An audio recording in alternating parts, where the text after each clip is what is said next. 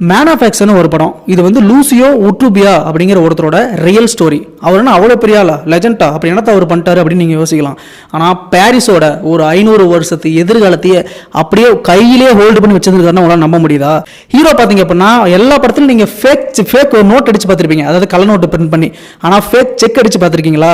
கவர்மெண்டோட செக்குக்கு அப்படியே ஆப்போசிட்டாக கள்ள செக் அடிச்சு பயங்கரமாக நம்ம தலைவன் பாரிஸ் ஃபுல்லாக பணத்தை வசூல் பண்ணியிருக்காரு. செக் ரிலேட்டடாக நம்ம பணத்தை டிரான்சாக்ஷன் பண்ணுறது அப்படிங்கிறது இந்தியாவில் ரொம்ப ரொம்ப கம்மி.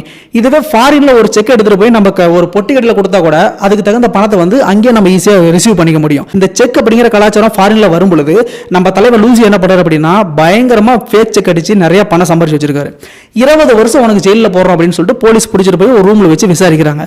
சப்போஸ் நீ என்ன கைது பண்ணி உள்ள போட்டுட்டு அப்படின்னா இன்னும் நிறைய பல லட்சம் செக் அடிச்சு அதை ஃபுல்லா பரப்பி விட்டு நம்ம எக்கனாமியை என்னால் ஃபால்ட் பண்ண முடியும் அப்படின்னு சொல்லிட்டு போலீஸே நம்ம தலைவர் மிரட்டிக்கிறப்பல இந்த சீன்ல